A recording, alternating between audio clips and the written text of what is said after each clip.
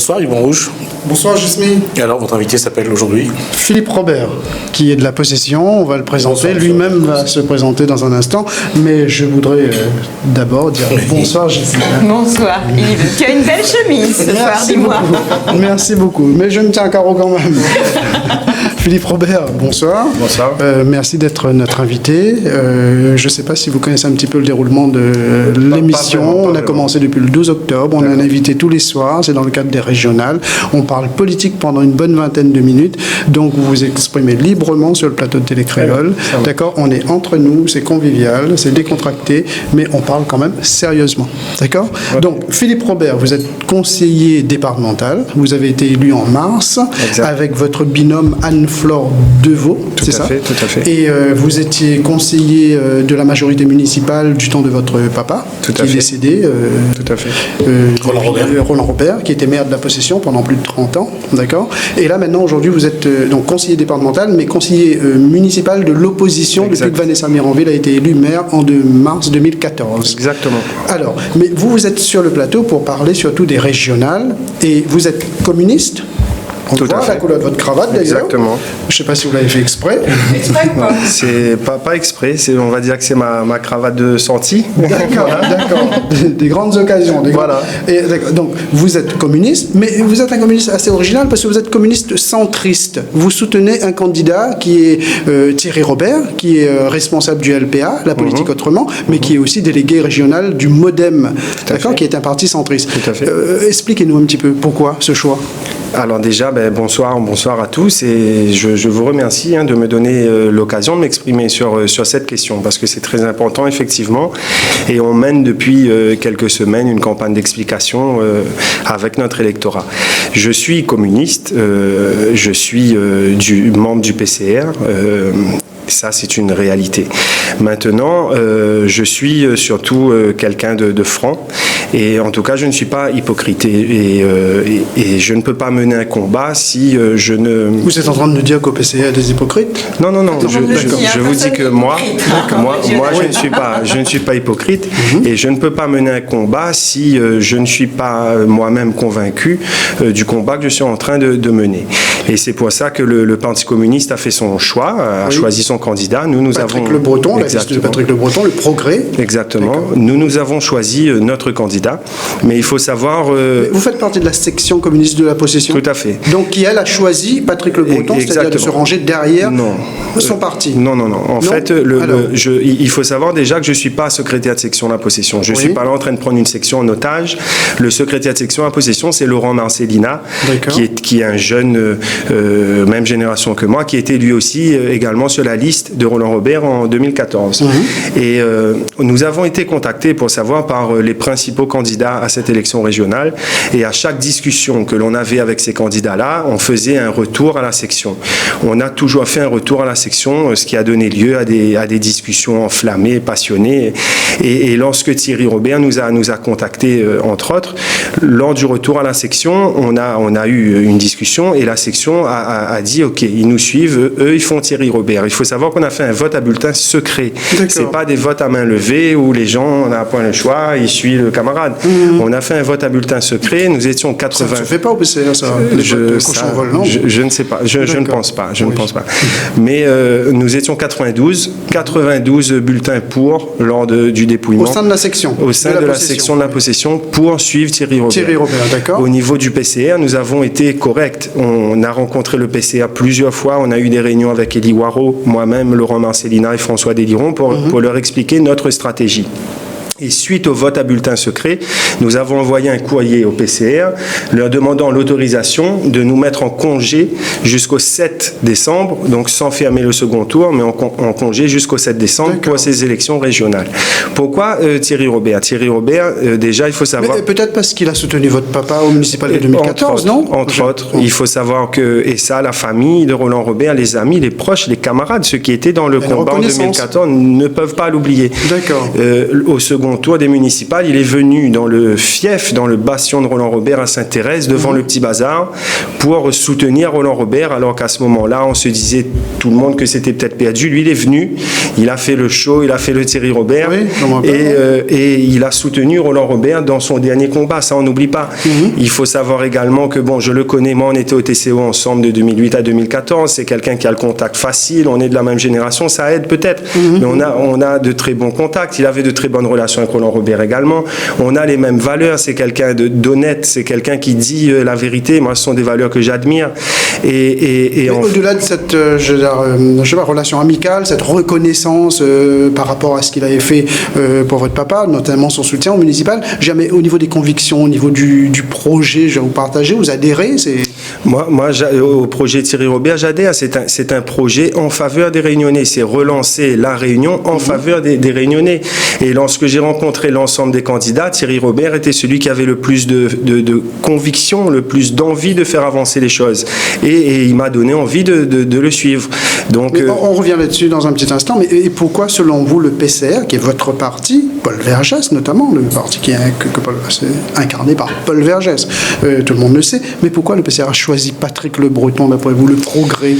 Écoutez, moi, je suis, comme je vous ai dit, je ne suis pas secrétaire de section, donc je ne participe pas, moi, aux réunions, si on peut dire. Mais vous êtes encarté, vous? Je suis encarté, oui. Je participe à certaines réunions. Mais vous, votre avis de jeune communiste, pourquoi, selon vous, il y a eu ce choix? Des discussions, des échanges entre Thierry Robert et... Ils se sont rencontrés. Et sur ce que j'ai pu apprendre, les communistes n'aiment pas trop son côté, justement, incontrôlable, entre guillemets. C'est ce qui a fait la différence. Et vous, c'est ce qui vous plaît, apparemment? Peut-être pas son côté incontrôlable. Après, il faut savoir que Thierry Robert a changé son image. Mais c'est vrai aussi. Un coach, il a travaillé sur ça, je ne sais pas. Je ne sais pas s'il a pris un coach. Non. Mais je sais que ce côté incontrôlable. Oui, mais juste répondre à M. Ramoudou, ce côté incontrôlable, si il y avait juste un seul maire qui avait cette qualité-là, je pense qu'on n'en était pas là aujourd'hui à La Réunion. Parce que ce qu'il a fait, où on a pu dire peut-être qu'il était dans l'excès, il a toujours eu satisfaction au bout. Il a toujours fait quelque chose pour avoir quelque chose. Et je pense que c'est quelqu'un qui a des valeurs, c'est quelqu'un de conviction, c'est quelqu'un qui se bat pour les Réunionnais. Et j'admire, moi, ce côté-là. Parce que s'il y avait d'autres hommes politiques comme lui, on n'en serait pas là aujourd'hui. Vous parliez tout à l'heure d'hypocrisie. Vous vous mettez en congé, alors c'est ce que j'ai relevé, hein, ça fait 5 minutes qu'on discute. Vous mettez en congé jusqu'au 7. En attendant, vous rejoignez Thierry Robert. On est bien d'accord? Tout à fait. Jusqu'au 7, on ne sait jamais, parce que le deuxième tour, si vous pouvez réintégrer le PCR. Non. Est-ce que c'est pas rejoindre? Est-ce que c'est pas un peu hypocrite de dire on fait un essai jusqu'au 7 et puis si ça marche pas, on revient sur nos pas et je pense que je suis dans un combat actuellement aux côtés de Thierry Robert et lorsque je dis jusqu'au 7, c'est justement pour faire comprendre aux partis que je suis communiste et qu'ils n'ont pas trouvé d'accord. Et je regrette vraiment que Thierry et le PCR n'ont pas trouvé d'accord. Il n'y a pas eu d'accord. Mais si au second tour, il y a un accord, je serai là, étant donné que je suis avec Thierry. Maintenant, si au second tour, on refait les listes et que Thierry, lui, n'est plus là et que le PCA m'appelle, je ne suis pas en train de vous dire ce soir que j'irai sur la liste du PCA. Si je ne suis Mais ça vous laisse quand même la possibilité de le faire dans tous les cas. Dans ce cas de figure-là, non, parce que j'estime que ce choix d'aller avec Patrick Le Breton, en tout cas, moi, lorsque je mène une campagne, j'essaye d'être vraiment proche de la section de la possession, mais de tout le monde, des habitants dans les différents quartiers. Je prends la température et je pense que ce choix d'aller avec Patrick Le Breton... c'est ça que je vous avais demandé tout à l'heure aussi. Pourquoi ce choix d'aller avec Patrick Le Breton, selon vous, avec votre regard à vous? Pourquoi? Vraiment, je ne sais pas. Moi, je n'aurais pas fait ce choix-là. Je ne sais pas comment ils en sont arrivés à là. Mais je sais que en tout cas, nos électeurs à la possession ne comprennent pas. D'accord. Donc, je vous ai entendu dimanche au parc 20 décembre, parce que vous avez tenu un discours, et vous disiez notamment de Thierry Robert que c'est un homme responsable, authentique, c'est un homme de défi. C'est-à-dire, expliquez-nous un petit peu plus. par rapport aux autres? Parce que vous avez été quand même dur par rapport à la classe politique traditionnelle, dont faisait partie votre papa. Et vous aviez parlé de trop de mensonges, trop de commérages, trop de magouilles, des arrangements politiques, etc., etc. Vous parliez des politiciens qui ont, je sais pas moi, 60 ans, 70 ans, 80 ans, ou j'en sais rien. Mais vous parlez de qui alors? Je ne faisais pas d'allusion à l'âge des politiciens. Et vous avez vous-même dit, je suis le fils de Roland Robert. Oui, c'est ça qui m'a paru un peu... Non, aucun rapport avec l'âge. Moi, ce que je voulais dire, c'est que les gens aujourd'hui, et d'ailleurs la presse en parlait récemment, on se demande à quel niveau sera le taux d'abstention. Les gens aujourd'hui sont fatigués, et c'est une réalité. Lorsqu'on discute avec les gens lors des élections, les gens sont fatigués des arrangements politiques, des magouilles. Il suffit de lire la presse, les problèmes judiciaires des uns et des autres. Les gens aujourd'hui veulent des personnes nouvelles, des personnes authentiques, des personnes responsables, des personnes qui se battent pour leurs intérêts. Et Thierry Robert fait partie de ces personnes-là. Lorsqu'on veut embêter Thierry Robert avec des affaires judiciaires, on oublie souvent de préciser que ce sont ses affaires à lui, personnelles. À aucun moment, il n'a fait de malversation avec l'argent des contribuables réunionnais. À aucun moment, il n'a détourné. Mais jusqu'à maintenant, il n'y a pas eu de malversation avec l'argent des réunionnais. Si vous faites allusion à la NRL, aux perquisitions, il y a eu une enquête préliminaire qui a été ouverte. Tout à fait. Il n'y a pas d'information judiciaire là, au point où on en est. Pour l'instant, non, mais je ne vois pas. Je n'anticipe pas, mais je ne pense pas que cette affaire-là va s'arrêter comme ça. Je suis même persuadé qu'elle ne s'arrêtera pas comme ça. Elle va déboucher sur quelque chose.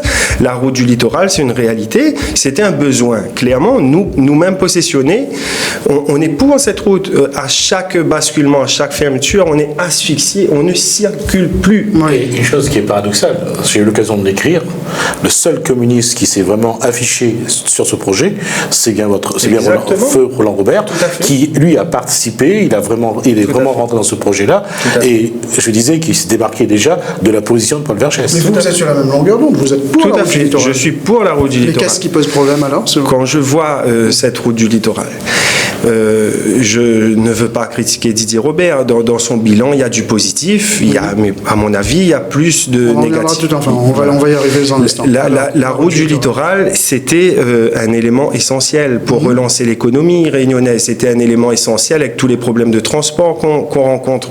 Et quand on voit cette route du littoral fait comme ça, je suis désolé, je ne veux pas le critiquer, mais il a montré il a montré son amateurisme. Il n'y a aucune anticipation, aucune certitude.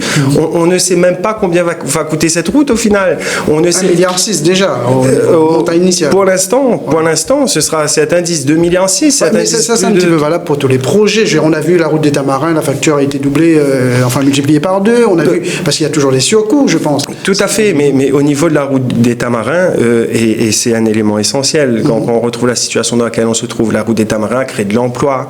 La route du littoral n'a pas créé d'emploi. Je suis désolé. Et qu'on voit autant d'argent. Encore peut-être, non? Parce que là, pour l'instant, ils en sont aux fondations. Mais c'est les grands groupes extérieurs ou c'est les Réunionnais qui vont travailler dessus? Qui vont embaucher la main-d'œuvre locale. Mais combien d'emplois? Disons que ça coûte 1,6 milliard. Arrêtons-nous à 1,6 milliard, même si c'est 2,6 milliards à mon avis. Combien d'emplois créés à côté? Le rapport prix dépensé et emploi, c'est insuffisant. Et pour moi là-dessus, et je l'ai dit dimanche, je le répète aujourd'hui, la route du littoral, c'est un désastre économique, un désastre écologique, un désastre judiciaire. Et Didier Robert a montré là-dessus son amateurisme. Le désastre judiciaire, on n'y est pas encore. Selon vous, on va y arriver. Voilà. Quels sont les autres points négatifs de ce bilan pour vous? De Didier Robert? Les points, après, il y a des points positifs. Nous-mêmes, à la possession. Vous préférez commencer par les points positifs ou les points négatifs? Alors, vous avez le choix. Je commencerai par les points positifs, parce qu'à la possession, on a bénéficié de plusieurs aménagements, notamment la bretelle Ravina-Malheur directement, on prend la 4 voies. Oui, ça sortit la 4 voies. Voilà, que Vanessa Mironville a inauguré, mais c'est Roland Robert. Ce matin encore, Vanessa Mironville inaugure 5 blocs d'immeubles. Pas un mot sur Roland Robert, alors que ce sont des projets de Roland Robert, mais bon, c'est une petite parenthèse. Ça, c'est une bonne chose. L'aménagement de la place du marché forain, c'est une bonne chose.